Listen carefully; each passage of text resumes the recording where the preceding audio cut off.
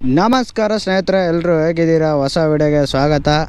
ಇವತ್ತು ನಾವು ಒಂದು ಬೈಕಿದ್ದು ರಿವ್ಯೂ ಕೊಡ್ತಾ ಇದ್ದೀವಿ. ಯಾವ ಬೈಕ್ ಅಂದರೆ ನೋಡಿ, ಲಾರ್ಡ್ ಸ್ಪೆಂಡರ್ ಅಂತಾರೆ ಇದಕ್ಕೆ. ಇನ್ನೊಂದು ಹೆಸರೇ ಲಾರ್ಡ್ ಸ್ಪೆಂಡರು. ಈ ಬೈಕ್ ತೊಗೊಂಡ್ಬಿಟ್ಟು ನಾನು 2.5 ವರ್ಷ ಆಗಕ್ಕೆ ಬಂತು ಹತ್ರ. ನಾನು ಅವಾಗ 25,000 ರೂಪಾಯಿ ಕೊಟ್ಟು ಡೌನ್ ಪೇಮೆಂಟ್ ಕೊಟ್ಬಿಟ್ಟು ತೊಗೊಂಡಿದ್ದೆ, 18 ಕಂತುಗಳ ಪ್ರಕಾರ. ಇವಾಗ ಮುಗಿದ್ಬಿಟ್ಟು ಈಗ 4-5 ತಿಂಗಳಾಗಿದೆ. ಇವಾಗ ಇದೇ ಗಾಡಿನ ಇವತ್ತು ರಿವ್ಯೂ ಮಾಡೋಣ. 2 ವರ್ಷದ ಅನುಭವ ಏನಿತ್ತು ಅಂತ ನಿಮ್ಮ ಜೊತೆ ಶೇರ್ ಮಾಡ್ಕೊತೀನಿ. ಬನ್ನಿ ಈ ವಿಡಿಯೋ ಶುರು ಮಾಡೋಣ. ಈ ಗಾಡಿ ತೊಗೊಂಡು ನನಗೆ 2 ವರ್ಷ ಆಯಿತು. 2 ವರ್ಷದ ಎಕ್ಸ್ಪೀರಿಯೆನ್ಸ್ ಏನಂದರೆ, ನಾವು ತುಂಬ ಕಡಿಮೆ ದುಡ್ಡಲ್ಲಿ ನಾವು ಈ ಗಾಡಿನ ಆರಾಮಾಗಿ ಮೇಂಟೈನ್ ಮಾಡ್ಬೋದು. ನೀವು ಪ್ರತಿ ಸಲನೂ ಶೋರೂಮ್ಗೆ ಹೋಗ್ಬಿಟ್ಟು, ಗ್ಯಾರೇಜ್ಗೆ ಹೋಗ್ಬಿಟ್ಟು ಸರ್ವಿಸ್ ಕೊಡಬೇಕು ಅಂತ ಏನೂ ಇಲ್ಲ. ನೀವು ಮನೆಯಲ್ಲೇ ಒಂದು ಇಂಜನ್ ಆಯಿಲ್ ತಂದುಬಿಟ್ಟು, 500 ರೂಪಾಯಿ ಕೊಟ್ಟು ಒಂದು ಇಂಜನ್ ಆಯಿಲ್ ತಂದುಬಿಟ್ಟು ಅದರಲ್ಲಿ ಹಾಕ್ಬಿಟ್ರೆ ಆಯಿತು. ಮತ್ತು ಆರಾಮಾಗಿ 2,000-2,500 ಕಿಲೋಮೀಟ್ರ್ ನೀವು ಆರಾಮಾಗಿ ಹೋಗ್ಬೋದು. ನಾನು ತುಂಬ ಸಲ ನನ್ನ ಹತ್ರ ಕಾಸಿರಲಿಲ್ಲ ಅಂದರೆ ನಾನು ಆರಾಮ್ 500 ರೂಪಾಯಲ್ಲಿ ನಾನು ಇಂಜನ್ ಆಯಿಲ್ನ ತಂದುಬಿಟ್ಟು ನಾನು ಇಂಜನ್ಗೆ ಹಾಕ್ಬಿಡ್ತೀನಿ ಅಷ್ಟೇ. ವಾಷಿಂಗ್ ಒಂದು 100 ರುಪೀಸು, 600 ರೂಪಾಯಿ ಎಲ್ಲ ನಂದು ಫುಲ್ ಕಂಪ್ಲೀಟಾಗಿ ಗಾಡಿ ಸರ್ವಿಸ್ ಆಗುತ್ತೆ. ಶೋರೂಮ್ಗೆ ಏನಾದರೂ ಕೊಟ್ಟರೆ ನೀವು ಕೆಲವೊಂದು ಆಕ್ಸೆಸರೀಸು ಮತ್ತು ಕೆಲವೊಂದು ಪಾರ್ಟ್ಸ್ ಏನಾದರೂ ಹೋಗಿದರೆ ಆರಾಮಾಗಿ 1,700ಇಂದ 1,800ವರೆಗೂ ನಿಮ್ಮ ಬಿಲ್ ಆಗುತ್ತೆ. ತುಂಬ ಲೈಟ್ ವೆಯ್ಟು. ನನಗೆ ತುಂಬ ಬೇಜಾರು ಅಂದರೆ ಏನಂದರೆ, ನಾನು ಪ್ರತಿ 4 ತಿಂಗಳು 5 ತಿಂಗಳಿಗೆ ಒಂದು ಸಲ ಚೈನ್ಸ್ ಪ್ಯಾಕೆಟ್ನ ಚೇಂಜ್ ಮಾಡಿಸ್ತಾ ಇರ್ತೀನಿ. ಅದು ಯಾಕೋ ಗೊತ್ತಿಲ್ಲ. ನಾನು ಓಡಿಸೋದು ಹಂಗೆ ಓಡಿಸ್ತೀನೋ ಗೊತ್ತಿಲ್ಲ, ಅಥವಾ ಈ ಗಾಡಿಯಲ್ಲೇ ಅದೇ ಪ್ರಾಬ್ಲಮ್ ಇದೆಯೋ ಗೊತ್ತಿಲ್ಲ. ಸುಮ್ಮನೆ 5-6 ತಿಂಗಳಿಗೆ ಒಂದು ಸಲ ಚೈನ್ಸ್ ಪ್ಯಾಕೆಟ್ ಹೋಗುತ್ತೆ. ನೀವು ನೋಡ್ತಾ ಇರ್ಬೋದು. ನೀವು BX ಇವಾಗ ಬರುವಂಥ ಗಾಡಿಗಳೆಲ್ಲ BS6 ಇದೆ. ಹಿಂದ್ಗಡೆ ಮತ್ತು ಮುಂದ್ಗಡೆ 2 ಟ್ಯೂಬ್ಲೆಸ್ ಟೈರ್ ಬರುತ್ತೆ. ನನ್ನ ಫ್ರೆಂಡ್ಸ್ ಎಲ್ಲ ಹೇಳ್ತಾಯಿದ್ರು, ನಾನು ಮೋಟೋ ವ್ಲಾಗ್ ಈ ಸ್ಪೆಂಡ್ರಲ್ಲಿ ಸ್ಟಾರ್ಟ್ ಮಾಡಬೇಕಾದ್ರೆ, ಮಗ ಇದರಲ್ಲಿ ಮಾಡಬೇಡ, ಯಾರು ನಿಮಗೆ ಲೈಕ್ಸು, ಕಮೆಂಟು, ಶೇರು, ಜಲ್ದಿ ವ್ಯೂಸ್ ಬರೋಲ್ಲ ಸ್ಪೆಂಡ್ರಲ್ಲಿ ಮಾಡಿದ್ರೆ ಅಂತ ಅವ್ರು ಹೇಳ್ತಾಯಿದ್ರು. ಬಟ್ ನನ್ನ ಅನಿಸಿಕೆ ಏನಂದರೆ, ನಂತರ ತುಂಬ ಮಿಡಲ್ ಕ್ಲಾಸ್ ಜನ ಯೂಟ್ಯೂಬ್ ಸ್ಟಾರ್ಟ್ ಮಾಡಬೇಕು ಅಂತ ಅಂದ್ಕೊಂಡಿರ್ತಾರೆ. ನಿಮ್ಮ ಹತ್ರ ಯಾವುದೇ ಬೈಕ್ ಇರಲಿ ಗುರು, ನೀವು ಅವಕ್ಕೆಲ್ಲ ತಲೆ ಕಟ್ಸ್ಕೋಬೇಡಿ. ನಿಮ್ಮ ಪಾಡಿಗೆ ನೀವು ವಿಡಿಯೋ ಮಾಡ್ತಾ ಹೋಗಿರಿ. ನಮ್ಮ ಕನ್ನಡಿಗರು ಯಾವತ್ತೂ ಕೈ ಬಿಡೋಲ್ಲ. ನನ್ನ ಆಸೆ ಒಂದೇ, ನಾ ಇದೇ ಬೈಕ್ ಇಟ್ಕೊಂಡ್ಬಿಟ್ಟು ಅವತ್ತು ನನಗೆ ಯಾರ್ಯಾರು ಅಂದಿದ್ದಾರೋ ಅವ್ರಿಗೆಲ್ಲ ತಕ್ಕ ಉತ್ತರ ಕೊಡೋಕ್ಕೆ ಇದೇ ಬೈಕಲ್ಲಿ ನಾನು ಇಡೀ ದೇಶ ತಿರುಗಾಡ್ತೀನಿ ಅಂತ ಹೇಳ್ತೀನಿ. ನಾನು ಹಂಗೆ ಮಾಡ್ತೀನಿ. ನಿಮ್ಮ ಪ್ರೀತಿ, ನಿಮ್ಮ ಸಪೋರ್ಟು ಇದ್ದರೆ ನಾ ಇವಾಗ ಏನು ಹೇಳಿದ್ದೀನೋ ಅದು ಮಾಡೇ ಮಾಡ್ತೀನಿ ಅಂತ ಹೇಳಿ. ನೀವೇನಾದರೂ ಈ ಗಾಡಿನ ಇಟ್ಕೊಂಡ್ಬಿಟ್ಟು ಹುಡುಗನ ಬೀಳಿಸ್ಬೋದು ಅಂತ ಅಂದ್ಕೊಂಡ್ರೆ ಆರಾಮಾಗಿ ಬೀಳಿಸ್ಬೋದು. ಅಂದರೆ ಅವಳು ಯೋಚನೆ 5 ರೂಪಾಯಿ ಡೈರಿ ಮಿಲ್ಕ್ ತಿನ್ನೋ ಬುದ್ಧಿ ಇರಬೇಕು. ಅವಳೇನಾದರೂ 350 ರೂಪಾಯಿ ಪಿಜ್ಜಾ ಬರ್ಗರ್ ತಿಂತೀನಿ ಅಂತಂದರೆ ಸತ್ತರೂ ನೀವು ಬೀಳ್ಸೋಕ್ಕಾಗಲ್ಲ. ಯಾಕಂದರೆ ನಾನು ಟ್ರೈ ಮಾಡಿದ್ದೀನಿ. ನನಗೆ ಯಾರು 5 ರೂಪಾಯಿದು ಚಾಕ್ಲೇಟ್ ತಿನ್ನೋ ಹುಡುಗಿ ಯಾವುದೂ ಸಿಗಲಿಲ್ಲ. ಎಲ್ಲ ಬರೀ ಡಾಮಿನೋಸು, ಪಿಜ್ಜಾ ತಿನ್ನೋ ಅಂಥ ಹುಡುಗಿಗಳು ನನಗೆ ಸಿಕ್ಕಿದ್ರು.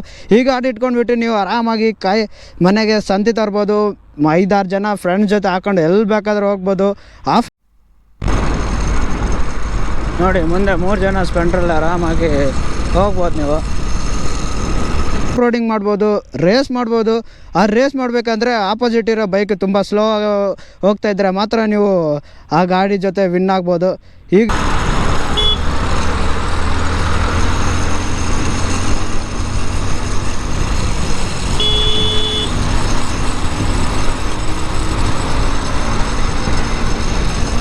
ಗಾಡಿನ ಇಟ್ಕೊಂಡು ನೀವು ದೊಡ್ಡ ಗಾಡಿಗಳ ಜೊತೆನೂ ಕಾಂಪಿಟೇಷನ್ ಮಾಡ್ಬೋದು. ಆ ಗಾಡಿಗಳೆಲ್ಲ ತುಂಬ ಸ್ಲೋ ಆಗಿ ಹೋದ್ರೆ ಅಷ್ಟೇ ನೀವು ವಿನ್ ಆಗೋಕ್ಕಾಗುತ್ತೆ, ಇಲ್ಲಾಂದ್ರೆ ನೀವು ಆಗಲ್ಲ.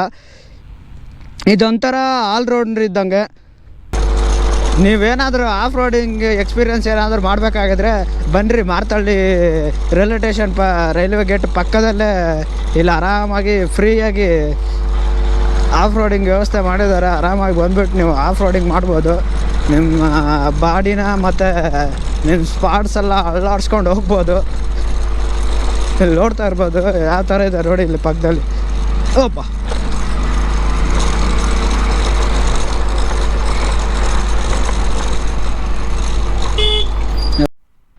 ನನ್ನ ಹೆಲ್ಮೆಟ್ಗೆ 2 ಹೋಲ್ ಆಗಿದೆ. ದೊಡ್ಡವ್ರು ಹೇಳ್ತಾರೆ, ಮಾತು ಮನೆ ಕಡಿಸ್ತು, ತೂತು ಒಲೆ ಕಡಿಸ್ತು ಅಂತ. ಹಂಗೆ ಇಲ್ಲಿ ಗ್ಯಾಪ್ ಇದೆ ಅಂತೇಳಿ ಬರೋರೆಲ್ಲ ಒಳಗಡೆ ಹೋಗ್ತಾ ಇದ್ದಾರೆ. ಅದಕ್ಕೋಸ್ಕರ ಈ ಅಂಗಡಿಯಲ್ಲಿ ಹೇಳಿದ್ದೀನಿ, ಆ ತೂತು ಮುಚ್ಚೋಕ್ಕೆ ಒಂದು ಐಟಮ್ ತರಿಸಿ ಅಂತ. ಅವ್ರು ತರಿಸ್ತೀನಿ ಅಂತ ಹೇಳವ್ರೆ. ನಡೀರಿ ಅದನ್ನ ಹೆಲ್ಮೆಟ್ಗೆ ಹಾಕ್ಸ್ಕೊಳ್ಳೋಣ ನಾವು ಫಸ್ಟು. ಈ ಗಾಡಿ ಸ್ಪೀಡ್ ಅಂದರೆ ನೀವು ಮಿನಿಮಮ್ ಅಂದರೂ 80ಇಂದ 90ವರೆಗೂ ಆರಾಮ್ ರೀಚ್ ಆಗ್ಬೋದು. ಅದು ರೋಡ್ ಖಾಲಿ ಇದ್ದರೆ ಅವಾಗ ರೀಚ್ ಆಗ್ಬೋದು. ನೀವು ಗಾಡಿ ಸ್ಟಾರ್ಟ್ ಮಾಡಿದ ಹಾಫ್ ಆನ್ ಅವರ್ 1 ಅವರ್ ಆದಮೇಲೆ 80-90 ಟಚ್ ಆಗುತ್ತೆ. ನಾನು ಈ ಗಾಡಿಯಲ್ಲಿ ಲಾಸ್ಟು 100ವರೆಗೂ ಹೋಗಿದ್ದೀನಿ.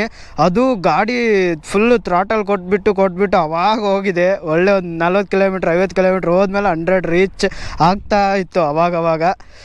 ಆಮೇಲೆ ನೀವು ನೋಡಬೇಕಂದ್ರೆ ತುಂಬ ನೋಡಿ ಗಾಡಿ ನೋಡೋಕೆ ಎಷ್ಟು ಸಿಂಪಲಾಗಿ ಕಾಣುತ್ತೆ.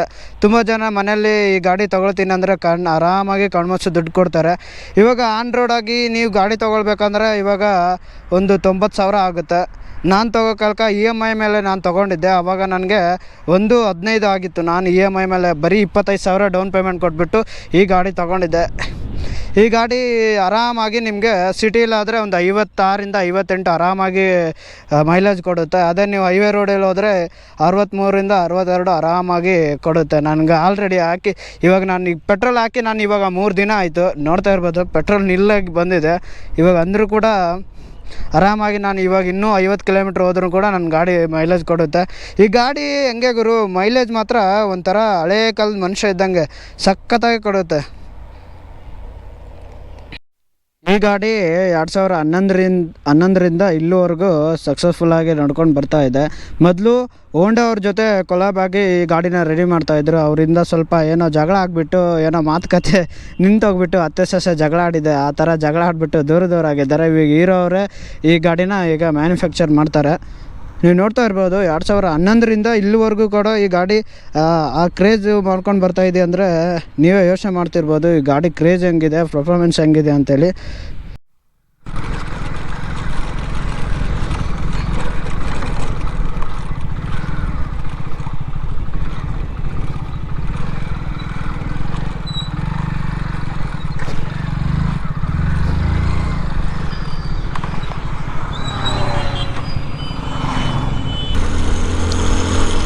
ಆರಾಮಾಗಿ ನೀವೇನಾದರೂ ಗಾಡಿನ ಆರಾಮಾಗಿ 60ಯಲ್ಲಿ ಆರಾಮಾಗಿ ರೀಚ್ ಆಗ್ಬೋದು.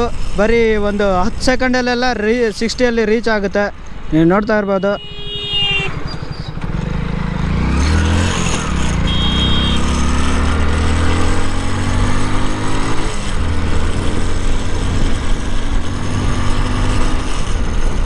ಈ ಗಾಡಿಗೆ ಟೋಟಲ್ 4 ಗೇರ್ ಬರುತ್ತೆ. ಒಂದು ಮುಂದೆ, ಆಮೇಲೆ ಇನ್ನೂ 3 ಎಲ್ಲ ಹಿಂದ್ಗಡೆ. ಆರಾಮಾಗಿ ನೀವು ಕಣ್ಮುಚ್ಚಿಬಿಟ್ಟು ಆರಾಮಾಗಿ 60ಯಲ್ಲಿ ಆರಾಮಾಗಿ ರೀಚ್ ಆಗುತ್ತೆ. ನೋಡ್ತಾ ಇರ್ಬೋದು ನೀವು.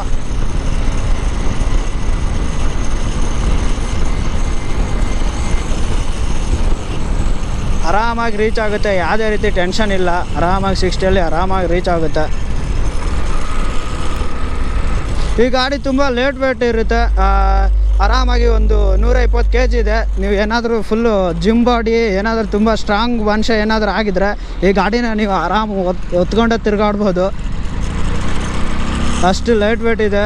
ಹಂಗೆ ನಿಮಗೆ ಇನ್ನೊಂದು ನನ್ನ ಕಡೆಯಿಂದ ಒಂದು ಸೊಲ್ಯೂಷನ್ ಏನಪ್ಪ ಅಂತಂದರೆ, ನೀವೇನಾದರೂ ಹೈವೇದಲ್ಲಿ ಹೋಗ್ತಿರ್ಬೇಕಾದ್ರೆ ನಿಮ್ಮ ಪಕ್ಕದಲ್ಲಿ ದೊಡ್ಡ ಗಾಡಿ ಏನಾದರೂ ಹೆವಿ ವೆಹಿಕಲ್ ಹೋಗ್ತಾಯಿದ್ರೆ ತುಂಬ ಸ್ವಲ್ಪ ನೋಡ್ಕೊಂಡಿರಿ.